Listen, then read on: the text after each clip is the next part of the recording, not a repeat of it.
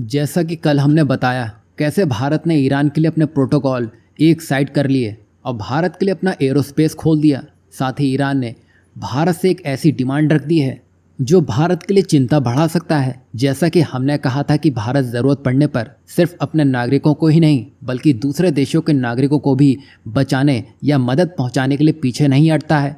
यही वजह है कि भारत सिर्फ अपने लोगों के लिए नहीं बल्कि नेपाल और श्रीलंका के नागरिकों को भी इवैक्यूएट करने की जिम्मेदारी उठा चुका है। और यहाँ पर दोनों देशों की सरकारों ने भारत से मदद मांगी और भारत ने बिना देरी किए हामी भर दी। और साथ ही इस इवैक्यूएशन के ऑपरेशन में दो मुस्लिम देश जॉर्डन और इजिप्ट ने भी भारत का साथ दिया है। दरअसल इजराइल के दो पड़ोसी मुस्लिम देश यानी कि इजिप्ट और जॉर्डन से लगातार कांटेक्ट में था और इंसानियत की मिसाल बनाते हुए इन दोनों देशों ने अपनी लैंड बॉर्डर खोलने की इजाज़त दे दी। अब भारतीय नागरिक इन रास्तों से निकलकर पहले इन देशों में पहुंचेंगे और फिर भारत की वापसी फ्लाइट पकड़ेंगे।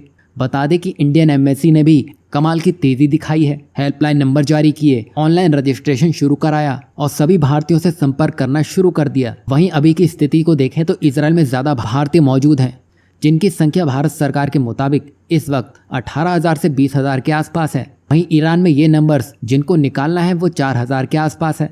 लेकिन इजराइल में अभी भी कुछ भारतीय ऐसे हैं जो वहीं रहकर अपना काम और अपनी जॉब्स करना चाहते हैं, तो सरकार ने ये फैसला उन पर ही छोड़ दिया है। वहीं भारत के बाकी पड़ोसी देशों से अभी तक किसी पब्लिकली नोन या ऑफिशियली कंफर्म रिक्वेस्ट की जानकारी सामने नहीं आई है। लेकिन यह संभव हो सकता है कि कुछ और देशों के इंडिविजुअल सिटीजन्स डिप्लोमेटिक चैनल के जरिए मदद मांग रहे हों जो अभी तक पब्लिक डोमेन या भारतीय मीडिया के सामने नहीं आई हो। अगर ऐसी कोई जानकारी आती है कि किसी और देश जैसे बांग्लादेश, भूटान, अफगानिस्तान या अन्य पड़ोसी देशों ने भारत से इवैक्यूएशन के लिए सपोर्ट मांगा है तो वो इंडियन एमईए या एम्बेसी के ऑफिशियल अपडेट में बताया जाएगा। वैसे जो भी हो, भारत ने एक बार फिर साबित कर दिया है कि रीजनल लीडर वही है जो सिर्फ अपने नहीं बल्कि पड़ोसियों की भी चिंता करता है।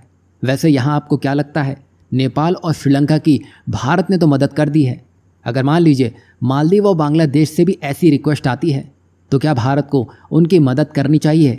हाँ या ना में अपनी राय ज़रूर दीजिएगा। वहीं दूसरी तरफ ईरान ने बड़ा दिल दिखाते हुए अपना एरोस्पेस तो भारत के लिए खोल दिया, लेकिन दूसरी तरफ उसने भारत के सामने एक बड़ी डिमांड भी रख दी है। दरअसल भारत के साथ ही साथ ईरान भी एससीओ का मेंबर है। जहाँ ईरान इजराइल के बीच में टकराव बढ़ा तो एससीओ ने इजराइल की मिलिट्री कार्रवाई की निंदा कर दी है, लेकिन भारत ने उस समय एससीओ के बयान से दूरी बना ली। मतलब यहाँ भारत अपनी न्यूट्रल भूमिका दिखा रहा है जो कि लाजमी भी है। और अब यही बात ईरान को सही नहीं लग रही है। यही वजह है कि ईरान के डिप्टी एम्बेसडर ने कहा है कि भारत इजराइल की खुलकर निंदा करे क्योंकि हम बुरे दौर से गुजर रहे हैं। लेकिन भारत के लिए ये आसान नहीं रहने वाला है क्योंकि भारत का इजराइल के साथ आईएमएफ जैसा बड़ा प्रोजेक्ट, डिफेंस और टेक्नोलॉजी में बड़ी साझेदारी है, तो भारत के लिए ये दांव पर रखना बहुत ही मुश्किल होगा।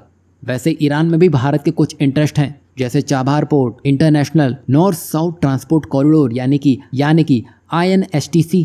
वैसे भारत का इंटरेस्ट दोनों ही जगहों पर है, लेकिन इजराइल अपनी अलग जगह रखता है। यही वजह है कि भारत ना किसी का खुलकर साथ दे रहा है ना खुलकर किसी का विरोध कर रहा है।